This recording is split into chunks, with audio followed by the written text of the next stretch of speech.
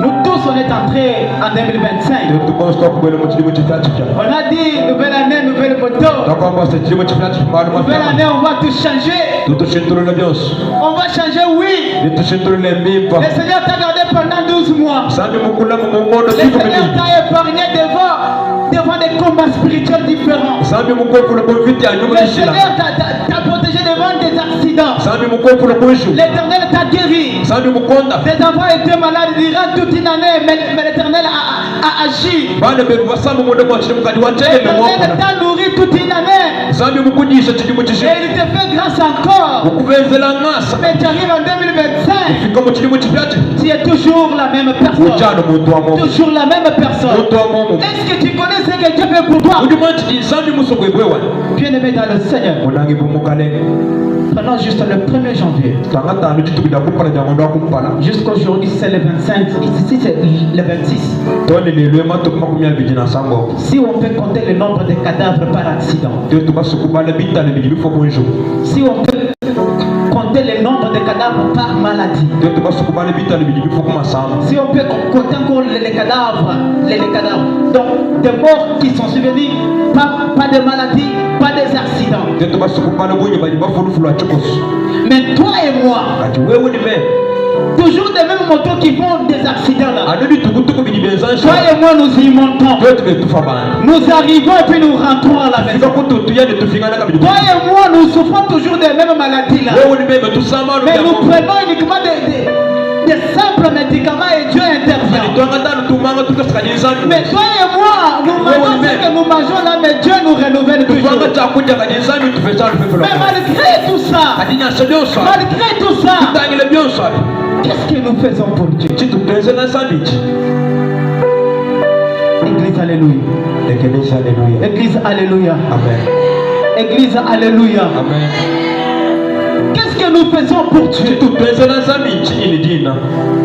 Nos pensées sont toujours tournées vers nos affaires. Si je ne vends pas aujourd'hui, mes enfants dormiront affamés. Mais je vais te poser une question. Si depuis cette heure que tu as ouvert cette boutique, jusqu'à 15h30 tu n'as pas vendu, c'est à 16h que tu vas vendre. Si depuis le matin que tu es sorti, tu n'as rien trouvé, qu'est-ce qui te rassure que c'est à 16h que tu trouveras? Église, alléluia. Amen. Église, alléluia. Amen. Je dis à quelqu'un que ce que nous voyons pendant la journée, c'est la rediffusion de ce que Dieu avait déjà planifié la nuit. Amen. Quelqu'un ne va pas bien comprendre. Ce que nous voyons la journée, c'est la rediffusion de ce que Dieu avait déjà planifié. Il dit avant que vous vous leviez même. Je savais déjà que Stéphane mangera ça. Stéphane partira là-bas. Ça veut dire, si nous vivons, nous ne vivons pas par nos efforts. Si nous marchons, nous ne marchons pas par nos efforts. Mais si nous marchons, mais si nous vivons, qu'on retienne dans la tête qu'il y a quelqu'un qui veut à ce que nous vivons. Si nous mangeons, qu'on retienne dans la tête qu'il y a quelqu'un qui veut à ce que nous mangeons. Mais s'il y a quelqu'un qui le veut, abandonnons tout. Faisons la volonté de Dieu. Je vais lire un peu Pierre. Écoutez ce que la parole dit. Car il vaut mieux souffrir en faisant le bien, si telle est la volonté de Dieu, plutôt qu'en faisant le mal. Église, alléluia. Amen. Église, alléluia. Amen. Car il vaut mieux souffrir en faisant le bien. Tu vas m'interpréter là. Car il vaut mieux souffrir en faisant le bien. Si telle est la volonté de Dieu, plutôt qu'en faisant le mal. Bien-aimé dans le Seigneur. Amen. La parole dit qu'il était peut-être mieux de souffrir en faisant le bien. Même si mes enfants dormiront affamés, ce qui est plus important est que Dieu m'appelle que je parte d'abord. Au courant de la semaine, je dis à quelqu'un, la volonté parfaite de Dieu. Des fois ça fait mal au cœur, mais ça nous amène à la victoire. Ça nous amène à la gloire. La parole dit quand Jésus priait ensemble avec ses disciples, par contre il n'avait pas encore vu la façon qu'il allait mourir. Mais la parole dit que quand il a vu cela, il a eu peur. Il a senti la peur. La chair a eu peur. Il a fini par dire, Seigneur, si tu veux, éloigne-moi de cette coupe. Pourquoi? Parce qu'il a dit que la coupe là était la volonté de Dieu, mais charnellement ça faisait peur. Bien-aimé, ce que Dieu veut pour toi, peut-être que ça fait mal, mais cela t'amènera toujours à la victoire. Ce que Dieu fait pour toi, peut-être que ça marche à l'encontre de ta volonté, mais si c'est là parce que ça amènera à la gloire. La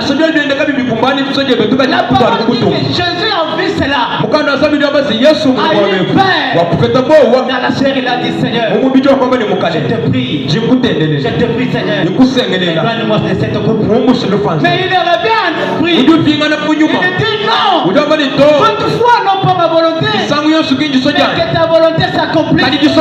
Malgré qu'il a prié cela, Dieu n'a pas alourdi sa souffrance. Dieu l'a mené toujours à la souffrance. Il a souffert. Il est allé à la croix. On l'a lapidé. On l'a chicoté. On l'a insulté. On a fini par le clouer. On a fini par percer la côte. Et ça faisait trop mal. Il a supporté cette douleur. Il a dit, je vais supporter pour faire la volonté de Dieu. C'est que la parole dit.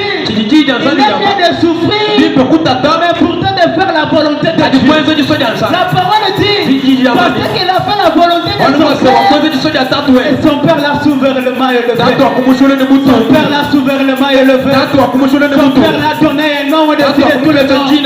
Jusqu'aujourd'hui, il est écrit que tous genou fléchissent et que toute langue confesse qu'il est Seigneur, qu'il est sauveur. Il est parvenu là-bas parce qu'il a obéi, parce qu'il a supporté la douleur, parce qu'il a la volonté de Dieu.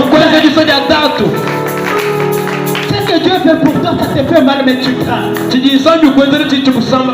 Laisse-moi te dire aujourd'hui même, au-delà de la souffrance, il y a une joie immense. Au-delà de la souffrance, il y a une joie immense. Tu peux pleurer, c'est bien, mais il faut que tu pleures en faisant le bien pour Dieu. Ça peut te faire mal, oui, c'est pas si mal, mais pour faire la volonté de Dieu. En le faisant, demain on ne souffrira jamais. Demain on ne souffrira jamais. Je dis à quelqu'un, fais le bien pour Dieu. Demain tu ne souffriras jamais. Je dis à quelqu'un, fais le bien pour Dieu. Et demain tu ne souffriras jamais. Quelqu'un ferme ta boutique pour Dieu. Demain tu ne souffriras jamais en famille. Quelqu'un dépense tout ce que tu as pour Dieu. Demain tu gagneras beaucoup. Je dis à quelqu'un, laisse la passion de la jeunesse. Même si on te dit que tu n'es pas branché, oui, accepte cela. Mais demain, tu seras une autre personne. Et demain, tu vas triompher. Ce qui nous pousse toujours de faire le mal,